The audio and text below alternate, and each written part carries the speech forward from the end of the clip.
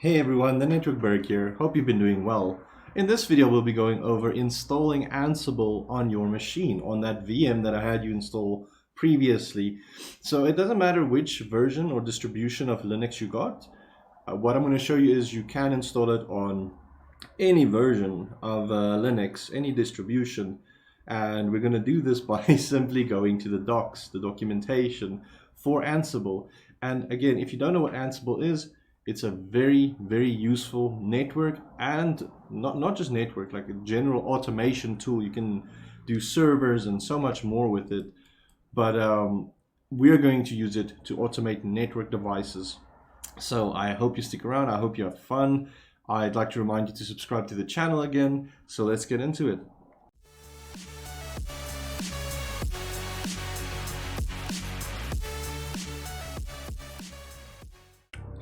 So first step, first step is we need to actually get to that documentation. So I'm just going to open up my browser in my Ubuntu Desktop that I have. And this is connected to the internet on my little cloud in Eve. So I'm just going to type install Ansible, because I always want you to go to the documentation, because you're going to use that as a point of reference for many of the things you might not understand. Maybe you don't know how to use a certain module or something. So we'll be going over that as well. But I just first want to get Ansible installed, and then we'll dive a little bit deeper into all the nitty-gritty things. So we're going to install Ansible quickly we can do it with pip, we can do it with a bunch of different things. I'm just going to go straight with Ubuntu because I see that's my distribution. So let's go back up. If you use something else, Debian, Gentoo, any of the other distributions, you can just go to that section and follow the guide. But I'm going to use Ubuntu because that's what I got. So Ubuntu, we're going to install it using a PPA. Think of it as an install file, like an archive file. But before we can run the PPA, we just need to use some commands here. So I'm just going to open up my terminal window, and I'm just going to type those commands in exactly as I see them. So we're going to run a sudo apt update. And if you don't know what a sudo is basically like right-clicking in Windows and saying run as administrator. It just gives the Linux box a way of running everything in the correct permission so that there's no issues when it tries to install something or some package or something. Sudo apt. I might run a upgrade as well.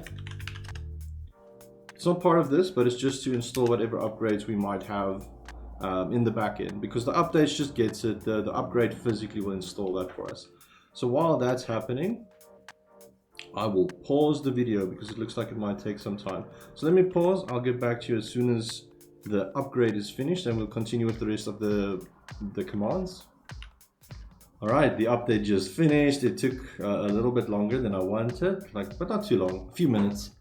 So let us jump into the next part, and that is, let's run the sudo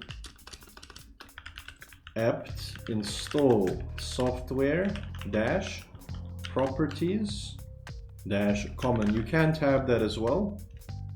Let's hit enter and done. Let's run a sudo apt add repository. We're going to state yes, and we're going to state update ppa ansible /ansible and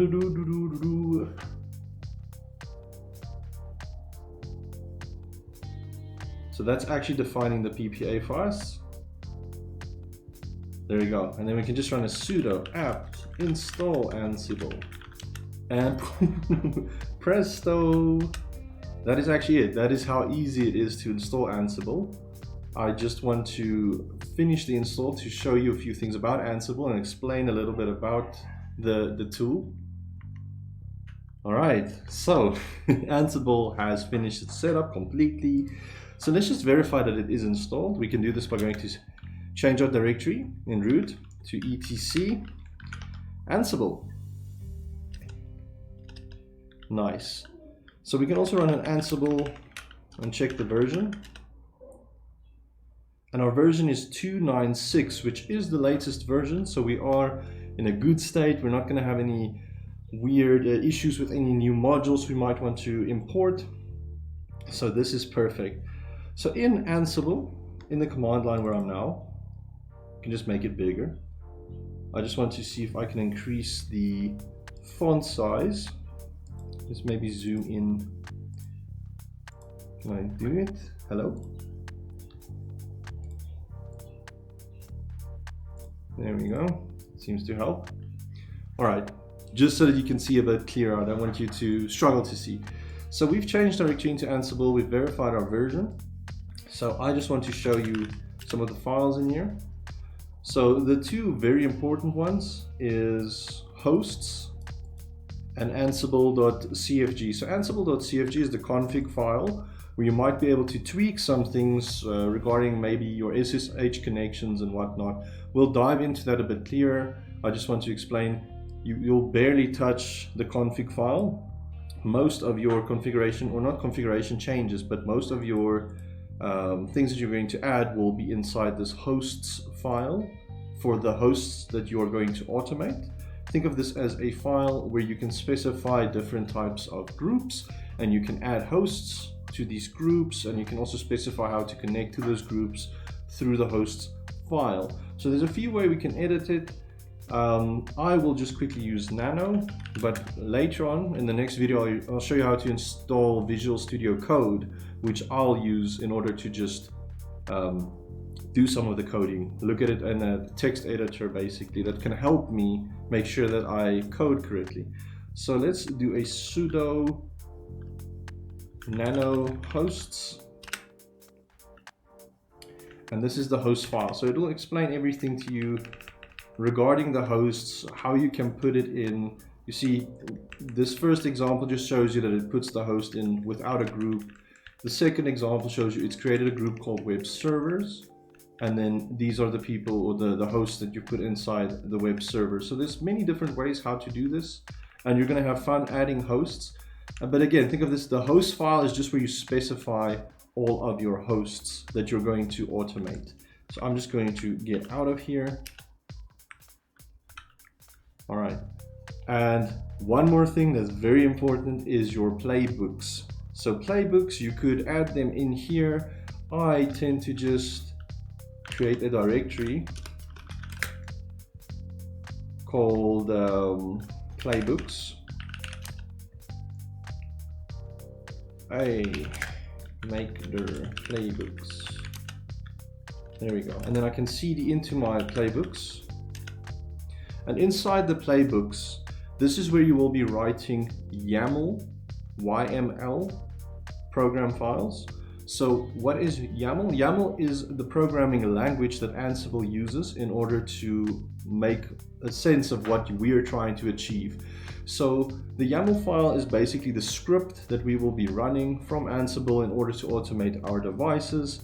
It stands for yet another markup language. It's nothing very relevant, but what makes YAML nice is it's very human friendly.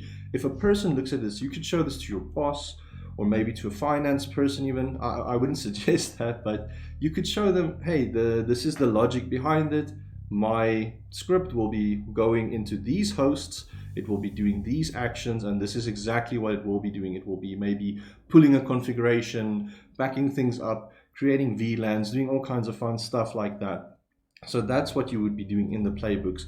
I'll just create a quick YAML file, which I'll use in the next video with Visual Studio Code to show you how we start automating some things. But let's just create something like playbook1.yml. Let's nano it again. I don't want to use Vim or anything. And that's the file. We created a file. And there's a bit of structure that you need to add inside the YAML files, again, which we will go in over the next video. I just wanted to show you how to install Ansible, give you a brief talk on what Ansible is, and just to verify some of the things on it. So that is going to be the end of the video. I'd like to thank you for watching, and I will catch you in the next video.